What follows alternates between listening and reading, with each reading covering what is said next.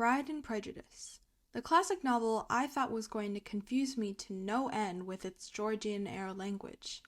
Did it though? No! I actually enjoyed reading it, and I found it quite hilarious. So let's get started.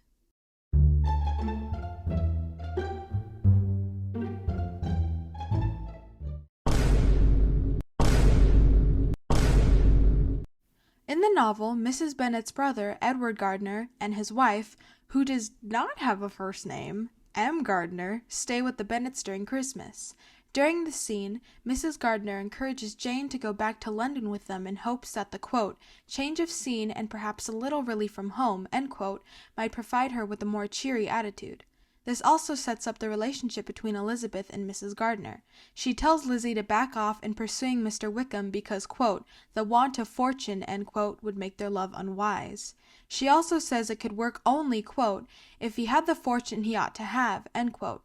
But, in the movie, this scene is removed and replaced by Jane feeling despondent about her lost love, and Elizabeth telling her to pull herself together and go to their aunt and uncle in London.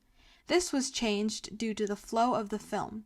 Though books and films can be very similar in literary formula, films need to keep the story going lest the audience grow bored.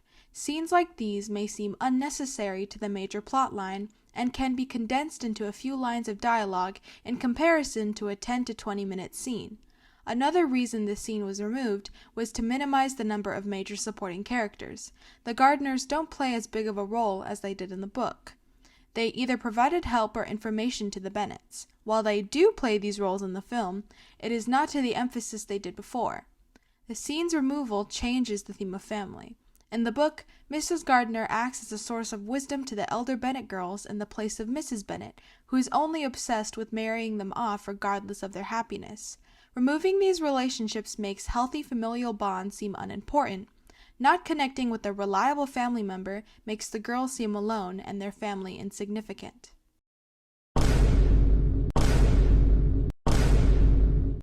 Okay, to preface this point, I just want to say that this proposal surprised me, obliterated me. I was at dinner with my family while reading this, and I gasped out loud. I clutched my pearls. I felt adjacent to a Victorian man seeing ankles for the first time. I was looking forward to this scene for so long, and it finally happened. I was in shock, on the ground, screaming and shaking my book to the point of near damage. This scene broke me. First of all, this scene is in an entirely different setting. The novel's proposal takes place in the Collinses' house, as shown on page 128, by Mr. Collins's annoyance at, quote, Lady Catherine's being rather displeased by her staying at home, end quote. In the film, it takes place outside of a random but beautiful house in the rain, because drama. Second of all, some of the dialogue used in the film is from the letter Darcy gives her in the next scene. This dialogue especially concerns his role in separating Jane and Bingley. In the film, Mr. Darcy uses similar phrases from the letter, such as stating he believed Jane, quote, to be indifferent on impartial conviction, end quote, and comments, quote, that though she received his attentions with pleasure, she did not invite them by any participation of sentiment, end quote. He also mentions the embarrassment that were her parents and younger sisters. The change of setting was likely due to enhance the drama of the scene. Changing the scenery from inside a house to outside in the rain drastically alters the emotion. It adds a sense of exhilaration as the storm represents Lizzie's anger or Mr. Darcy's feelings about being rejected. The dialogue used from the letter is there to keep the energy of the scene and the flow of the film. Later, it is seen that the letter is shortened greatly because they added half of its contents in this scene. This was done to provide a quick and easy explanation of previous revelations about Mr. Darcy. This also allows for the conversation to be fast and quippy, a great contrast to the many pauses that are taken in the novel. The changes to this scene add to the theme of class structure. The film scene provides a better understanding of how Mr. Darcy views Elizabeth and her family. He very clearly states he thinks of them as inferior and downright embarrassing to interact with. It establishes this barrier between the two. He may love her, but not enough to let go of his classist prejudice. Film Georgiana was definitely not what I was expecting. I was very surprised when I watched the film and Georgiana was outgoing and at ease when meeting Elizabeth. In the novel, she was described as, quote, exceedingly shy, end quote, and having a difficult time joining conversations. On page 179, she is said to have, quote, looked as if she wished for courage enough to join in it, and sometimes did venture a short sentence when there was least danger of its being heard, end quote. My guess as to why her personality was changed was to make her seem fun. They also change how Elizabeth meets her. Instead of the breakfast scene with Caroline and Lizzie seeing Mr. Darcy ride dramatically to Pemberley, she gets caught spying on the siblings and is asked, along with her aunt and uncle, to dine with them the next day. This scene adds to the familial theme. In the novel, we only get glimpses of the Darcy siblings' interactions, but the film provides a broader perspective. It shows how important Georgiana is to Mr. Darcy and how they can trust each other. It shows how family can bring out the best in people, especially someone like Darcy.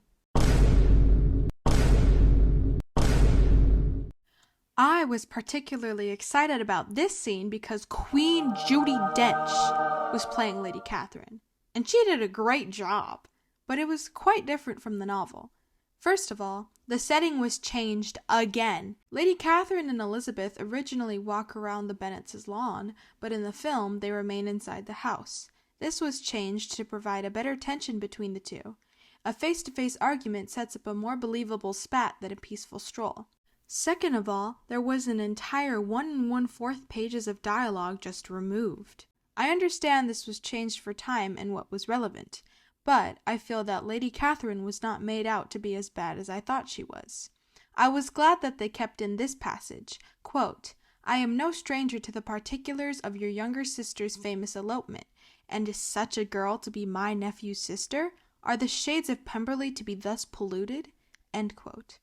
I thought this was an excellent way of showing how Lady Catherine views Elizabeth and her family as embarrassing.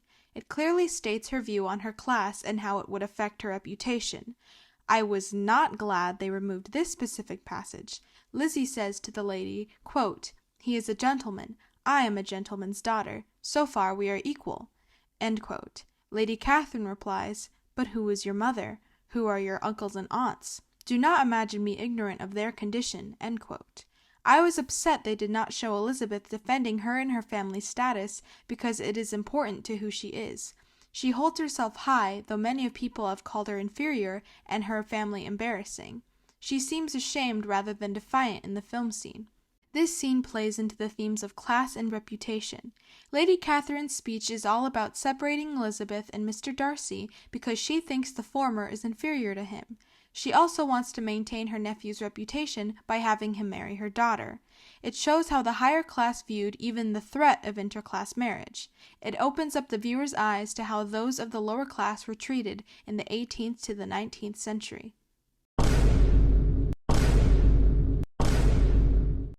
Okay, this scene, crying in the club, jaw glued to the floor, screaming into a pillow. This scene was godly. This scene was also not in the book. How do I know? Because I would have remembered something this beautiful. In the novel, the last chapter serves as a tying up loose ends chapter. Jane and Elizabeth get married, Catherine loses Lydia's influence, Mary stays at home, and Lydia remains broke. I thought the passage, quote, Darcy, as well as Elizabeth, really loved them, and they were both ever sensible of the warmest gratitude towards the persons whom by bringing her into Derbyshire had been the means of uniting them, end quote, was sweet. I like how Austen wrapped the book up with family, seeing as it was an important role throughout. In a way, I feel like the change takes away from the family theme a tad. Removing this and just focusing on the romance takes away from the idea that familial love is also a beautiful thing. But this scene from the film is just gorgeous. It shows Elizabeth and Mr. Darcy being disgustingly domestic and happy. I cried. I legit cried. This massive change added to the theme of love. It shows that even though they once hated each other, they fell in love. Despite their mistakes and problems, they fell in love. Despite their families, they fell in love. It shows that nothing is impossible when it comes to true adoration and care for another person. How beautiful. And that's it. I did it. I survived Pride and Prejudice. My honest review? An 8.25 out of 10. A solid 4.75 out of 5 for the characters, and a 3.5 out of 5 for the plot. Jane Austen, thank you for your service to the literary community by providing one of the most popular tropes to ever trope. You have done well, and I salute you.